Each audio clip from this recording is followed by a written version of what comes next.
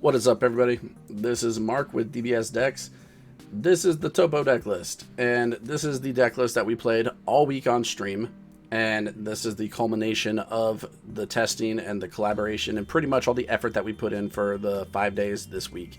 And I will say the deck list came out really well. It ended up being mono yellow. We thought about putting other colors alongside of it, but mono yellow is kind of what we found. However, that could change in the future, and you'll definitely see an updated list from us if it does. With that being said, I'd also like to preface this video by saying, yes, this deck is really expensive. Yes, it is yellow. Yes, we know. If it is a concern for you with the price and everything and some of the cards that are being run, go ahead and comment below, or go ahead and join the Discord channel. There is a link in the description to get to the Discord. We will go ahead and help you get budget cards figured out, kind of, get the version. One person you can reach out is to Eric. He's the Spartan EC93 in Discord. He will definitely be able to help you with budget decks. He's very good at doing that, and he's always willing to help people. So go ahead and join the Discord. Check that out. We'll be happy to help you anytime. So with that being said, let's talk about this deck. Toppo is a leader that is basically a catch-all. He says no aggro. Your opponent has to play high and tight, meaning big bodies to handle the small problems. So we have the permanent on the back that basically says when you have a 2-drop yellow unison in play, each player can only play 1 battle card a turn. That's where the control comes from. So we have the 4 Gogeta and the 2 Vegeta unison of Fury in here that basically kind of, make that the staple for the deck, and we do see them quite often. I have not had a problem seeing a 2-drop unison running 6 of them. So Gogeta Dynamic Unison, we're familiar with this card. Most of us are by now because it's been played in almost every yellow deck that I can think of. If all your energy is in rest mode, your mono yellow leader gets plus 5,000 power for your opponent's turn, and then auto once per turn when your opponent activates an extra card, add a marker to this card. That's on either player's turn. That card's amazing. So if they counter attack, that's really good. If they counterplay, that's really good for you. If they are Kidku and they activate a 4-star ball, that's really good for you. And then also you have the activate main. You may choose 2 yellow cards in your hand to discard them. If you do, draw 2 cards, so it helps the cycle. And then -4 activate main. During your opponent's next charge phase, your opponent can only switch up to 2 energy to active mode. That basically says if your opponent taps out late game and you counter that, then they're only getting 2 energy back that next turn, and that's going to make it really, really difficult for them if they are not playing blue. So we also have things that help stifle their attacks, right? We have the flying nimbuses, we have the time magics. On top of that, if they have multiple cards out and we would like to rest those things, we have Zamasu, Sacred Disbelief, as our super combo. That pairs nicely with the Bergamo, Ferocious Roar, if we have an available space and we haven't played anything. 1 yellow, when your opponent's card is switched to rest mode by one of your skills, play this card. And if your leader card is yellow or Universe 9, when you play this card, choose up to 2 of your opponent's battle cards and or energy ignoring barrier and switch them to rest mode. So you can basically rest everything out for the turn. That's really, really good. Also, Chilled the Cruel can be played at 5 or more energy. So if you happen to Zamasu something and you have a Chilled and you're at 5 energy, which you'll get to 5 energy. There's never a time when you don't. Then you can just play this card right off that if you don't have one in play already. And it's a 25k double striker for free. Card's really nice. Other things that help rest things down. We have the Grade 8 Bardock Raiders Warcry. We all know what this card does. I'm not even going to continuously go through it. And then we also have 4, the Vegeta Prideful Transformation, which is the counterplay blocker that says if you have a yellow unison card with 2 or more markers in play, you can activate this card's counter skill from your hand without paying its energy cost. And you can't, if you do play this card, you can't activate counter skills for other counterplay skills for cards for the duration of the turn. The card being played is played in rest mode, then play this card. So it's basically a Crusher Ball, then play the Vegeta out. So it's a super rare from the new set. I highly recommend getting these cards. All of them, every color has one of these, I think, except for black. So, red, blue, green, and yellow. Get 4 copies of all 4 of them. They're really nice to have. So those are the cards that kind of rest everything down. That's where we kind of get part of the control. The other thing that we have here is the Margarita, Tutor of Power. She's what keeps everything rested. So her permanent, she's got barrier, she's a 19k. Her permanent makes her a 2-drop if you have a unison card specified 2 in play. And then the auto says, when this card attacks, choose up to one of your opponent's battle cards in rest mode. It can't be switched to active mode until the start of your next turn. So you basically can just, get max advantage out of that by the Margarita just being able to, attack and take care of things where she needs to. I do have the Bardock, the Enlightened in here. This helps us, kind of keep hand advantage throughout the time. We did have problems with that earlier on in the week while testing and developing, but after we put this in on Friday, it really kind of switched things up for us. I'm still kind of on the fence about it because while it is a strong play, I don't know if we're able to get maximum value out of it. It can be taken care of quite easily.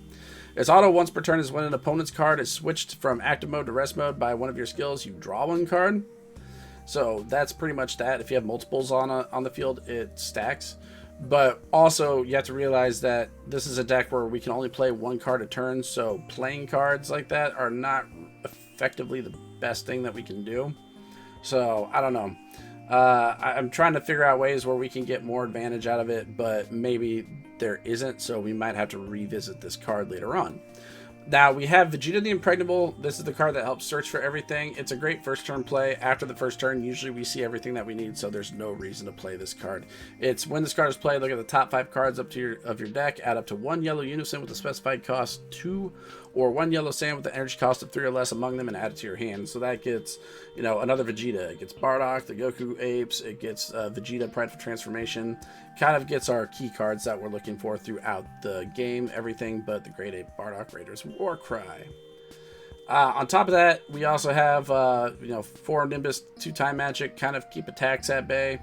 Swift Retaliation Cooler for the counter. I have never played this card, actually. I actually seriously have not ever hardcasted this card that I can remember. I might have done it once on stream, but it never happens. I'm pretty sure this card's going to just get dropped.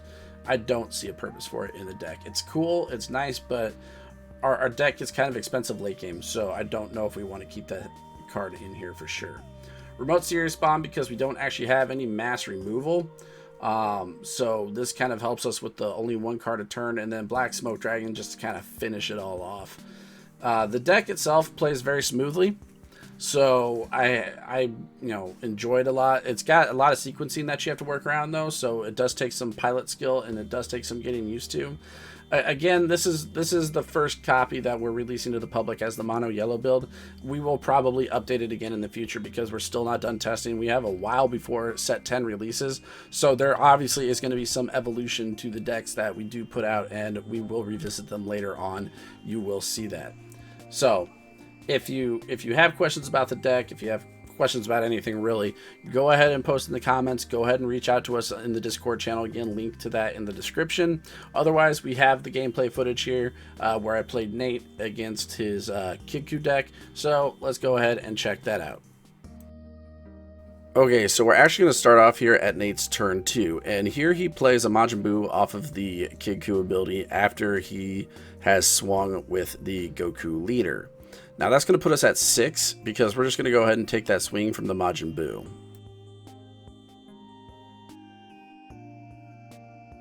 Okay, so here we've already gone down to 6 life. We're going to charge our energy and we're going to go ahead and play the Gogeta Unison card because we need to get that 2-drop Unison out. That's very important. When we do that, we're going to awaken, and then we're going to use Gogeta's ability to cycle off those 2 apes, and then we're going to attack.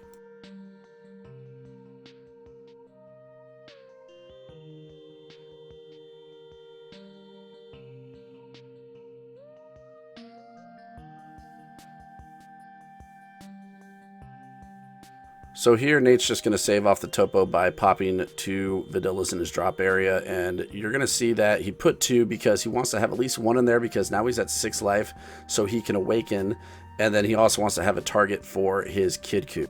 So before he plays the Majin Buu off of the Kidku, which he does plan on doing this turn, I do want to point out one more important thing about the Unison card being in play other than the permanent ability on Toppo. Because we have that Unison card in play, our Vegeta Prideful Transformation, the 3-drop counterplay, is free. So that's going to allow us to basically Crusher Ball anything that comes in. So when he goes to play that Majin Buu off the Kidku, we're going to, during window 1, activate the Vegeta.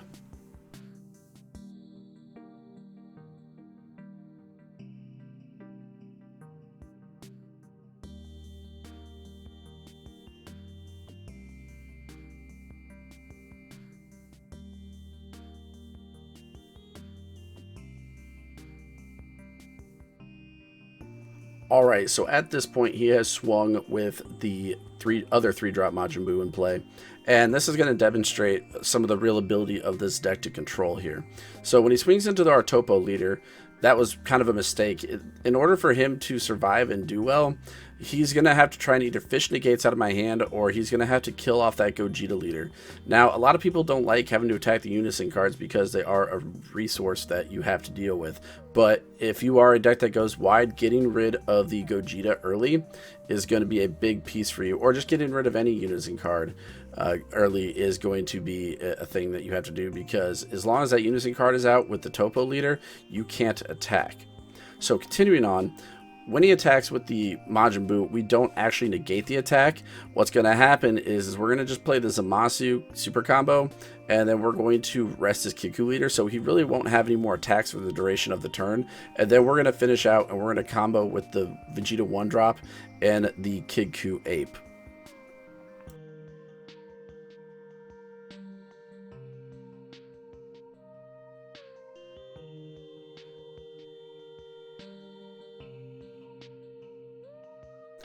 Okay, so now this is where the struggle is going to begin for Nate.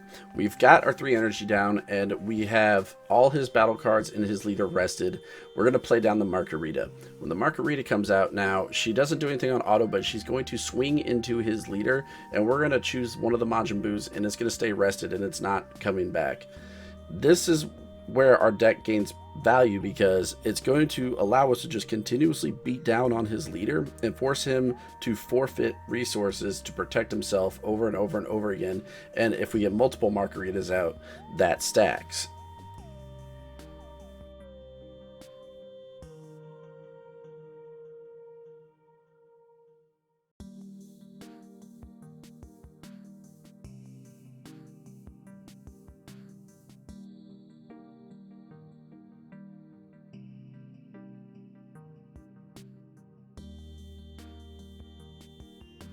A piece of value that I forgot to mention that the Gogeta gives us, when he does the 4-star ball ability, we're going to get a marker on that. So if he attacks with the Majin Buu and we haven't used the Gogeta's auto once per turn, and he uses that 4-star ball, bam, we get it. Same thing if it's, he's using it to defend, we're going to get that once per turn. So our markers on Gogeta, if he doesn't handle it, are going to stack up really quick. On top of that, when he plays the Training Buddy Krillin this turn, he's only going to get the Training Buddy Krillin out and the minus 5k ability. He does not get the extra battle card from the drop area.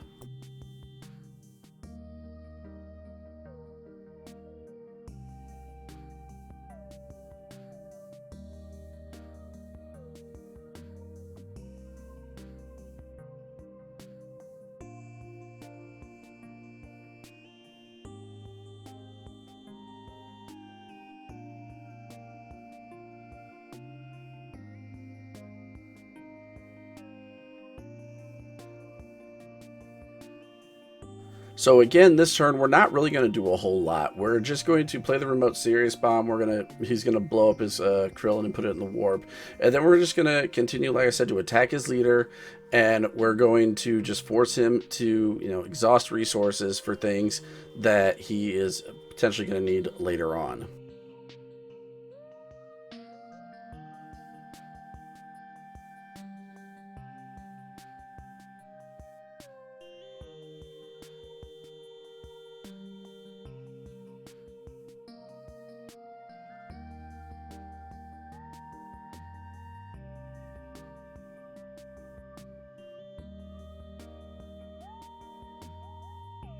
So Nate starts his turn off by getting a 3rd Majin Buu out, and then he uses the leader ability to draw 2 and pitch 1, and then he's going to use the Kiku ability to get that 4-star back from the drop area.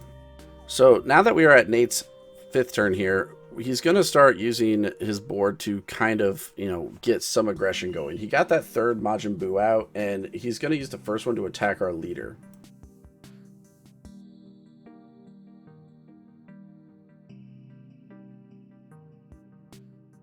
So he used a Zinsu and a Champa with double strike, and that put us down to 4, but that also put us in a really good position based on what we drew off of our life.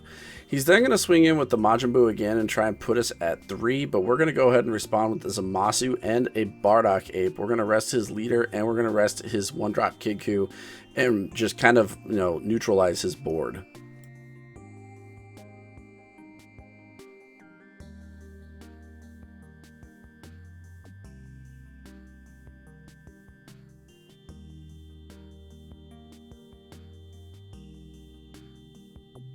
Alright, so we are in the final turns of this match, and I'm not going to freeze frame anymore. I'm just going to kind of talk about what's going on, what happened, what went wrong, all those things, and kind of how Toppo ended up coming out on top here. So, earlier on in the game, Nate shifted his focus incorrectly, right? Nate tried to play the deck as it was an aggro deck, and he didn't have the ability to do that at this point. You can't play an aggro deck against something that only lets you play 1 battle card a turn. You have to play it like a control deck. So you have to play high and tight, meaning 30k bodies, and use those to your advantage. One way he should have done that is first use the second Majin Buu to attack the Margarita. Use the 4-star ball on it. Yes, you would have given the Gogeta a counter, but that's fine. You would have put a 40k into a 19k. I'm not going to defend a 40k against a 19k. It's just not in my cards. I would have had the blocker Vegeta out there, but you need to still focus on taking my resources out and making sure that I don't have anything on the field that is a problem for you. He also did a lot of sequencing errors. Mainly, he played things that allowed me to have opportunities to play another Vegeta to keep the blocker continuously out on the field. He should have just been attacking first, taking care of my resources, whittling them down, and then made plays, and then suffered the consequences of those if there were any. So, by not taking care of the Margarita early on, he automatically lost an ability to attack with one of his Majin Buus. By not taking care of the Gogeta, he also let that stack up and just continuously let me fish for cards. If he ever tapped out, I would only make it so he had 2 energy available. There was no good situation that he was in. And the longer the Vegeta stays out, the longer it's easier for me to keep up the control, because I am only used to playing 1 battle card a turn. I don't care whether or not you're playing anything, right? So that happened. He wasn't able to get the full advantage. Like you see here, he tried to play a Krillin. He can't get the second one out. That Krillin's effectively useless. He shouldn't have actually played it. There's no reason to play it. He should have just kept the Majin Buus out, and that should have been his main focus. 30k bodies, take care of my small dudes, take care of my Gogeta, and then just end the game from there. As soon as that Gogeta's gone, I am dead, because he would have just beat me into an oblivion. I can't continuously defend 30k body after 30k body after 30k body. So that means, again, when you're playing this deck and you're an aggro deck that comes against a Toppo, remember, high and tight. Play big bodies, take care of the small things first, take care of the unison afterward, and then go big. Just go wide, go big, do what you have to do to finish the game, and finish it quickly, because the second another unison comes out, there will be an ability for Toppo to reclaim the board, possibly. So, that being said, Nate played well. He made a lot of sequencing errors, though. He made a lot of random play mistakes, and it really allowed me to just, over time, outplay him, take advantage. Yes, while you are trying to take care of the Margarita and the Toppo, or the Gogeta unison, you're probably going to lose some hand advantage, you're probably going to lose some resources, and you're going to be mainly using those to protect yourself. But after that happens, you're going to see that your deck will eventually be able to reclaim a hand advantage. It will be able to reclaim field advantage, and you'll come out on top. You just have to sequence and play correctly and not give opportunities for counter plays where they're not needed. All in all, though, I just ended up drawing the Black Smoke Dragon, and basically he had 7 cards in deck, so I just warped the 7 cards to finish out. Otherwise, it was a fun match. I think it went pretty well. Hopefully this is a learning experience for both Nate and myself. So yeah, it was good. Alright everybody, this is the Toppo deck list, so I hope you guys enjoyed the profile and the gameplay. Again, if you have any questions, there is a link in the description for the Discord channel. Go ahead and post there. Otherwise, hit us up in the comments below. I'll be happy to answer those and, help you out where I can and when I can. Otherwise, it was a fun time. We had a great time making the deck. Again, we will probably revisit this leader because there is a lot of time before set 10 is released, so there is definitely opportunity for changes to be made and also improvements and just strictly more testing. So you'll see this leader come up again, and you'll definitely see it on the Twitch channel, which, by the way, there's also a link for that in the description. www.twitch.tv/dbsdecks. We are on every night during the week, Monday through Friday, 10 to midnight Central Standard Time. Come hang out with us. It is a blast. But until then, I will see you guys next time. Don't forget to show us some love by hitting that like and subscribe button. You guys take care.